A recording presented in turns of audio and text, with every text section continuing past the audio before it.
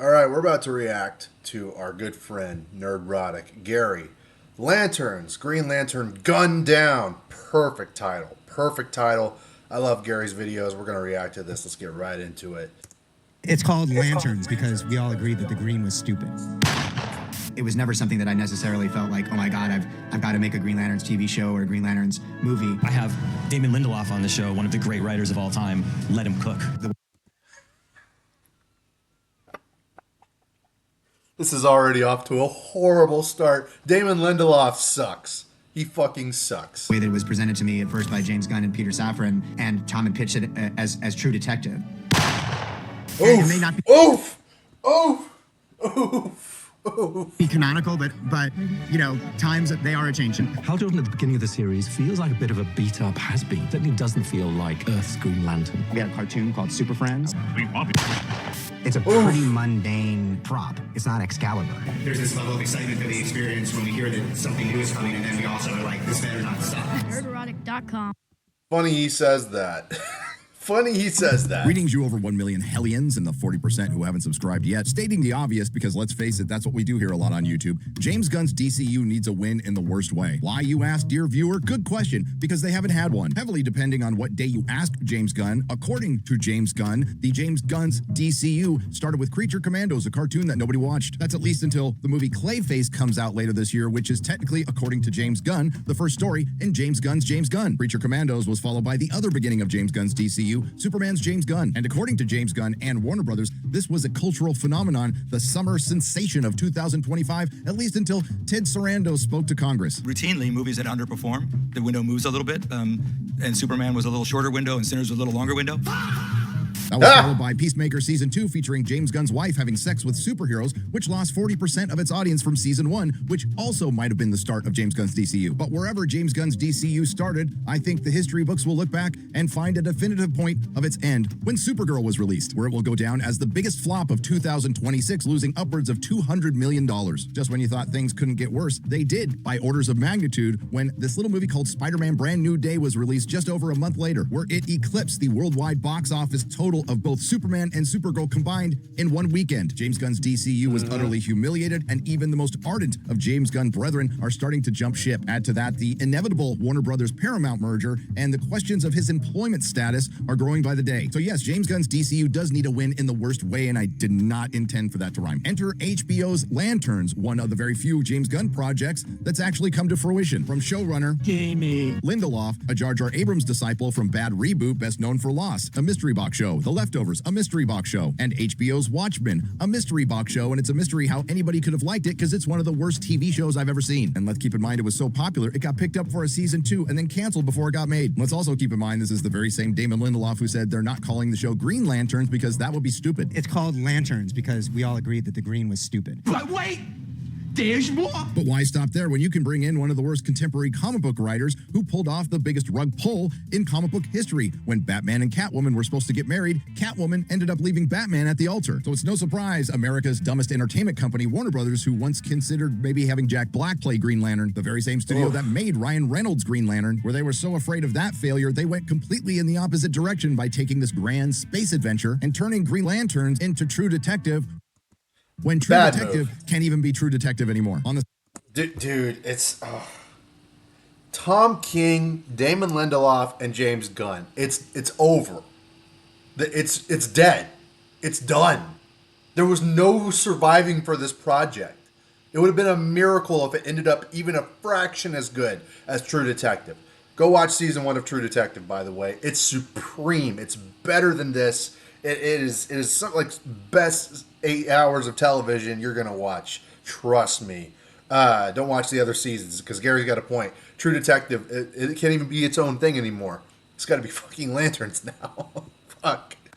same streaming platform where you can just go watch season 1 of True Detective. Now, before I heard Damon Lindelof or Tom King were involved, I was actually looking forward to a Kyle Chandler, Hal Jordan, and an Aaron Pierre, John Stewart. But then I read the plot leaks for episode 1, and unfortunately, they were true. Full disclosure, I've never been the biggest Green Lantern fan, and my favorite Green Lantern is Guy Gardner from Justice League International. Now, I've enjoyed some stuff. Emerald Dawn is brilliant. I've liked some Kyle Rayner stuff, and his run's most unintended notable contribution to the comic book industry was his girlfriend being stuffed into a refrigerator, leading to Gail Simone, someone who loves their refrigerator, to coined the term fridging. What is fridging? It is a literary and media trope defined as killing, harming, or incapacitating a character, typically a female love interest or family member, solely to provide emotional motivation or advance the storyline of the protagonist. And the great irony is, somebody rather important got fridged in Lanterns. And yes, HBO's Lanterns, a show about a guy who wears a green suit with a green ring that can manifest things like bottle openers with his willpower, yet it would be crossing the line into absurdity if they called it Green Lanterns, is a mystery box show. And what is Mystery Box? Well, it's a storytelling cheat where you can avoid those pesky things like continuity, logic, story arcs, or characterizations that hooks the audience by packing the story with unanswered questions, random events, hidden secrets, and gradual reveals that keeps curiosity high the way it is right before you open a Christmas present. Which, AKA shit writing. That's what it is. That's what it boils down to. Mystery box storytelling is shit writing from lazy people. Jar Jar Abrams is the manufacturer of it. He is the godfather of it. He is a fucking cancer to this kind of culture. And every student of J.J. Abrams follows that. That's why we have things like Rings of Power, and Star Trek is the way that it is, and Star Wars is the way that it is. Mystery box writing is fucking terrible. leads the audience to do theory crafting where most of it won't even happen, and more often than not with Mystery Box. Nothing, yeah. Nothing. Takes a quarter? Ah. Ads, because I'm poor. I'm poor. I can't afford YouTube Premium.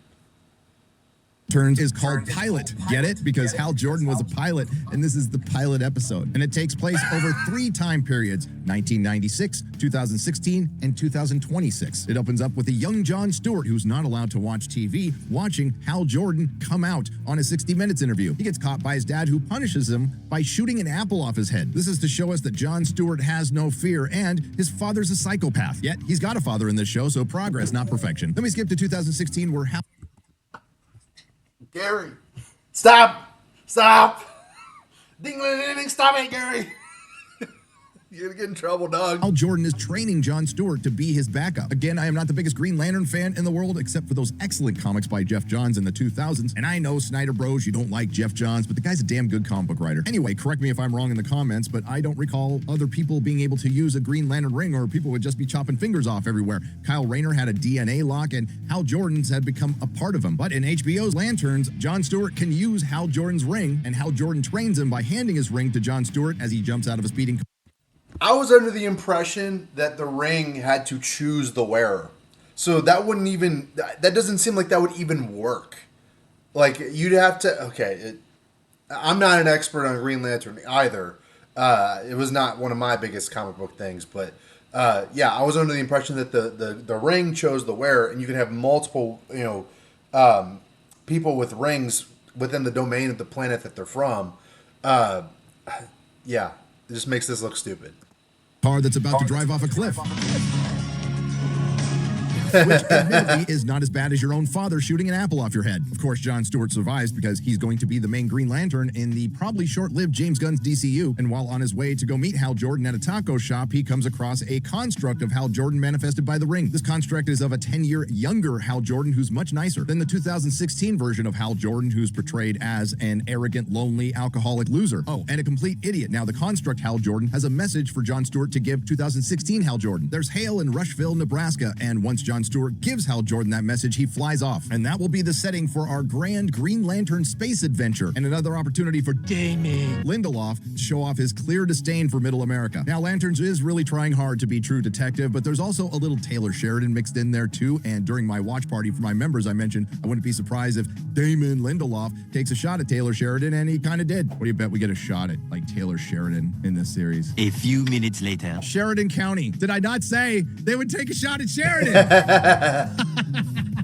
But I'm sure that was just a coincidence. Anywho, this is indeed a modern take on Green Lantern that's supposed to be a murder mystery that's going to subvert our expectations. And the problem is, it didn't subvert any of my expectations when it comes to Damon Lindelof. After being left behind by dickhead Hal Jordan, Jon Stewart has to take a commercial flight out to Nebraska, which would probably take a long time because it's not direct, and he comes upon a murder scene that's still there. There was a mass shooting with casualties at a high school football game, but the only problem is, in this small town, nobody knows any of the victims, and Hal Jordan believes they're aliens. Now, of course, Sheriff Girlboss tells him that this isn't his jurisdiction and to back off her investigation. I can just see her saying that the way that he has it edited, the way Perry Chan edits it, where she's all like snarky and showing him what's for, and Carrie's just like narrating. Problem is, in this small town, nobody knows any of the victims. And Yeah, that's kind of fucking weird, right? Yeah. Hal So, Jordan yeah, they're believes aliens. they're aliens. Now, of course, Sheriff Girlboss tells him that this isn't his jurisdiction and to back off her investigation. The way that it's framed and edited is fucking Because it couldn't be aliens. I mean, why believe the superhero? On top of that, Sheriff Girlboss won't allow Hal Jordan, the galactic police officer, to interrogate any of the witnesses, one of which runs away and is captured by Jon Stewart. Now, it turns out this town in Nebraska is about 20 miles away from where Hal Jordan got the ring from Abin Sur. And after giving a very brief explanation of his origin to the audience and Jon Stewart, Hal Jordan's big plan is to get in a fight, to get arrested so he can interrogate the prisoner in jail. To the show's credit, I guess, in the story, they think this is a stupid idea, and it turns out to be a really stupid idea by a really stupid Hal Jordan. In the meantime, while Hal Jordan is getting his ass kicked, Jon Stewart decides to hook up with a GILF. You heard me right, not a MILF, a GILF. And listen, I know I'm watching a superhero show, and my suspension of disbelief can go a long way. I can buy a guy manifesting a pair of scissors with his willpower through a magic space ring. But Aaron Pierre hooking up with her, let's be reasonable. Well, it turns out Hal Jordan's plan was really stupid, and he didn't even get to interrogate the prisoner, but he does get to be chewed out by Girlboss Judge. Because apparently, being one of the world's first known superheroes and saving planet Earth multiple times doesn't mean shit to a female judge, which honestly checks out. But the worst part is when Girlboss Judge asks Hal Jordan what law enforcement branch he works for, he says this. I'm Green Lantern, and I'm an agent of Green Lantern. What is it, too stupid to say the Green Lantern Corps? Hal Jordan is eventually released when he's represented by Sheriff Girlboss's husband, and bailed out by her father-in-law. A Taylor Swift. Everything about this is just making me depressed. Like, I wasn't able to watch the episode. I would be making reviews if I did, so I'm watching this as a substitute, but holy shit, this sounds awful. This sounds like a terrible TV show.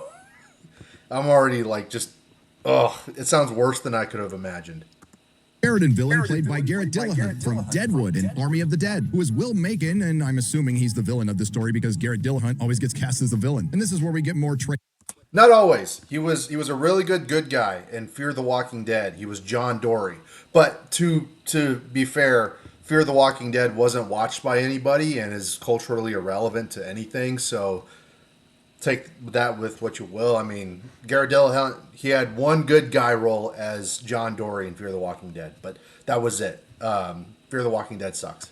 trademark fragmented information of a mystery box tale. Again, Will Macon is the father-in-law of Sheriff Girlboss, and he is in charge of a ranch, but he doesn't own it and can't talk about it due to an NDA that houses a militia. Because you know what's Hollywood's worst fear and what they think every town in middle America has? Some megalomaniac ranch owner with a militia. And yes, it also doesn't help that the only bad guys Hollywood can depict nowadays are white guys with guns. Now, in a scene before this, Sheriff Girlboss warns Hal Jordan that he has time to walk away because he doesn't want to mess with Will Macon. He's not a man you want to owe.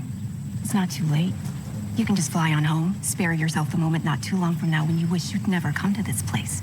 And I'm not sure why she would believe that the galactic police officer who's been in cosmic wars would be intimidated by the head of a militia. But this is Mystery Box, so there's probably more to the story unless there isn't. But again, we do learn a few things from this conversation in a kitchen, and I would like to remind you that this is a Green Lantern show where some of the most interesting things came from a conversation in a kitchen, including Jon Stewart being a vegan. Ordered you up some tofu steaks?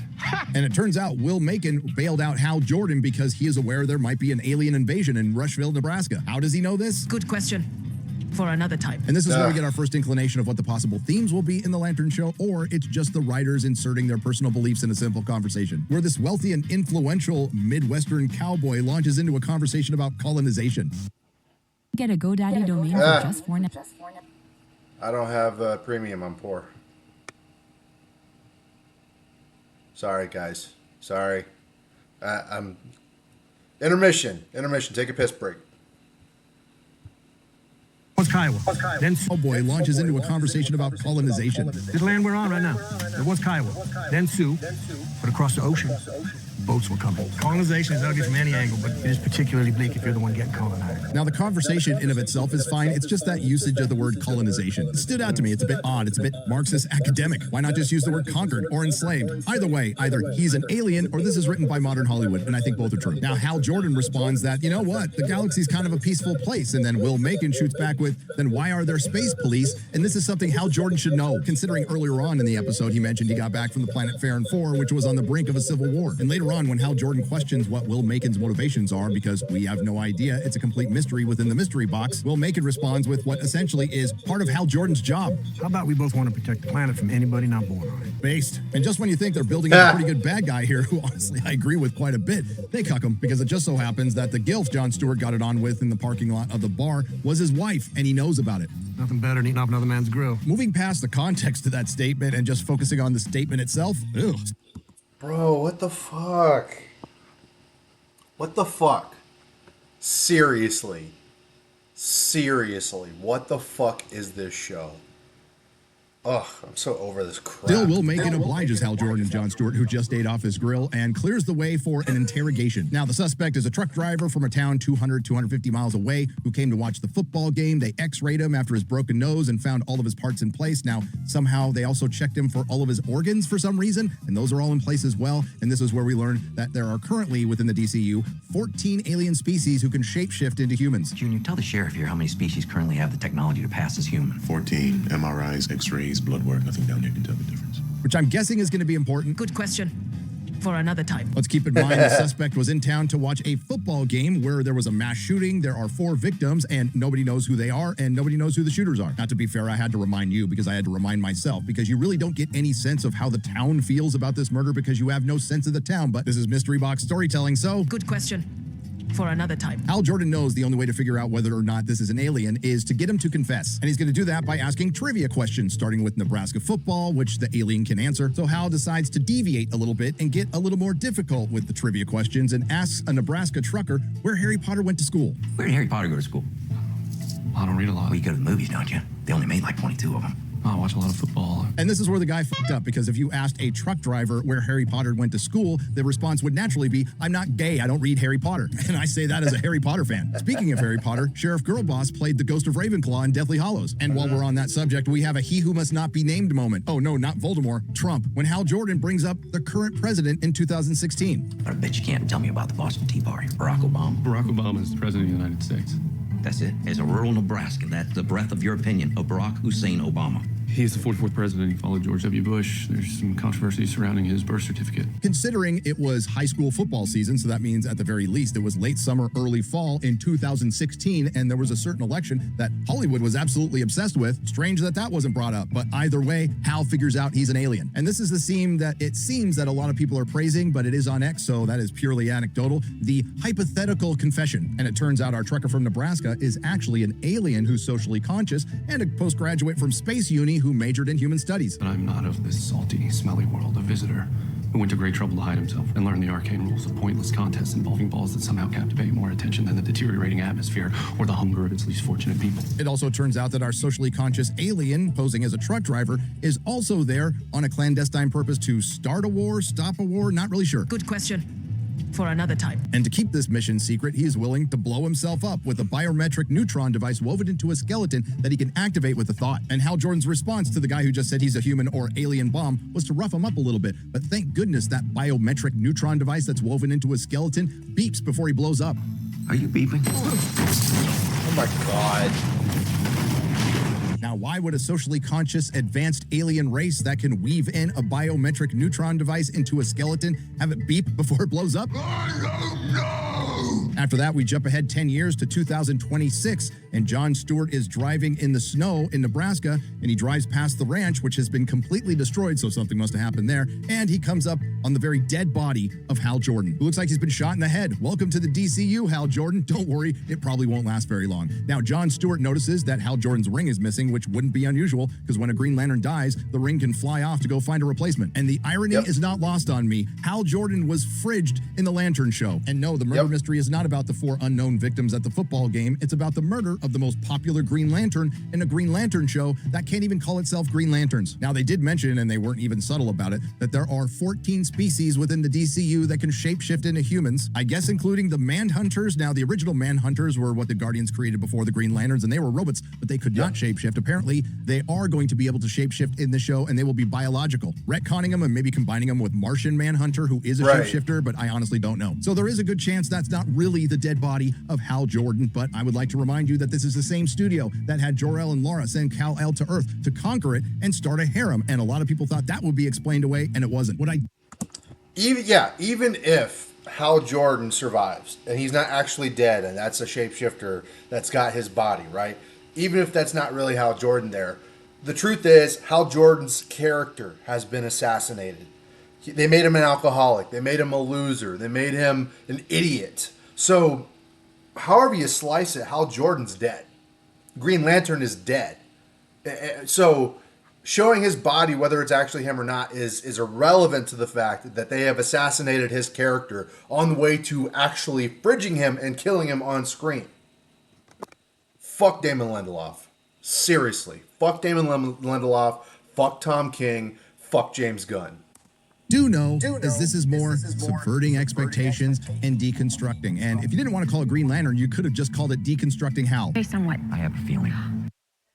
The Democrats are trying to take over. Ads. I'm sorry. I don't have premium. I don't have premium. Strong feeling. I got it the old-fashioned way. I sure as hell didn't interview for it. Oh, shit, maybe you should have. Good Christ, he really is full of himself. It almost seems like you want to die, Hal Jordan. First time he strutted up to me, I could tell Jordan doesn't care about anybody. Which is a shame because I really like Kyle Chandler's Hal Jordan, Aaron Pierre as Jon Stewart, and I really don't want to not like Jon Stewart. And the rest of the cast is fine as well. The only problems I have are the words they are speaking and the leaps in logic that I won't be able to judge until the very end of the 8th episode because this is mystery box storytelling. That being said, and believe me, this isn't much of a compliment, this might be the best DCU because it managed to trip over a bar that was laying on the ground. And if you think I'm being a little biased because I had to sit through Damon Lindelof's Watchmen, you'd be right. To state the obvious, this is only the first episode, and I'm going to let it play out because the death of Hal Jordan might be all part of Hal Jordan's plan for all I know. And it does sound like Lindelof is backing off a little bit because there's been a lot of clapback, but that was the point of murdering Hal Jordan in the first episode. They absolutely wanted that clapback and the shock factor. Damon Lindelof says, I think another one of the tropes, which it's interesting that you bring up tropes since there's so many in just the first episode of Lanterns, of the rural mystery show is that we don't really care that much about the victims. I can't even tell you the name of the dead girl in True Detective, Dora Lang, even though it's one of my favorite television shows of all time. As we began to group together, the idea became, who gets murdered? We kept coming back to the idea of like, what if it's one of them, Hal or John? We were never going to kill Jon Stewart because of course you weren't. Thus, oh my God, what would happen if we killed Hal? Does it feel like a gimmick? Does it feel a bit exploitative? Yes and yes, but that's not surprising coming from anybody who used to work for Bad Reboot. He continues, there's going to be some short-term anger and dissatisfaction, understandably. People have waited over a decade for Hal Jordan to return to their screens, and then suddenly he's a frozen corpse. But what matters most is where they're sitting at the end of the 8th episode and whether they felt it was necessary turn for the story to move forward. And finally, from the article, Damon Lindelof followed the train of thought of subverting the preconceived notions of a comic book show, which is interesting that so much of this show takes place in 2016, and it feels like it's from 2016, when something like this was considered subverting expectations, and quite frankly, it was tired then. Subverting expectations today would have been having the show actually center on Hal Jordan, who's very much alive and very much the hero. But let's see how things play out. I'll give the show a chance, but as of now, I think my pal Mahler says it best. Hey, you guys, see the new modern take on a well-loved hero? He's a drunken, disheveled, arrogant, selfish, lonely, idiotic loser, and he gets executed. Tune in next week to figure out this mystery. I think the biggest mystery of all is why do they keep giving these shows and films to people who don't like comic book heroes or even heroes? And yes, I know Damon Lindelof wore a Green Lantern shirt at a Comic-Con panel one time, so he's more than qualified to run this show. And again, everything might turn out fine, and this is much ado about nothing, and Hal Jordan, Guy Gardner, and Jon Stewart will go off and join the Green Lantern Corps. Sure, Jon Stewart and Guy Gardner are going to be in Man of Tomorrow, and Kyle Chandler's Hal Jordan isn't, but that doesn't mean he's permanently dead. He could become Parallax or Spectre. Who knows? Guess we'll just have to find out. Only 7 episodes to go, and I'll be checking in at least 2 more times. And in closing, I'd like to go out with an Alan Moore quote about Damon Lindelof concerning HBO's Watchmen. I received a bulky parcel through Federal Express that arrived here at my sedate little living room. Moore recalled, it turned out to contain a powder blue barbecue apron with a hydrogen symbol on the front and a frank letter from the showrunner of the Watchmen television adaptation, which I hadn't heard was a thing at that point. But the letter, I think it opened with, Dear Mr. Moore, I am one of the bastards currently destroying Watchmen. That wasn't the best opener. It went on, though, a lot of what seemed to me to be neurotic rambling. Nerdrotic.com. Damn. If you like. Even Alan Moore cooked Damon Lindelof. Damn. Well, that was a spectacular video from Nerdrotic. The Lanterns, Green Lantern Gun down. Go subscribe to Nerdrotic and tell them Isaac of the Dead sent you. Great video. Lantern sucks. Fuck Damon Lindelof. Fuck James Gunn. Fuck Tom King. And yeah, I guess I'll see y'all in another video very soon.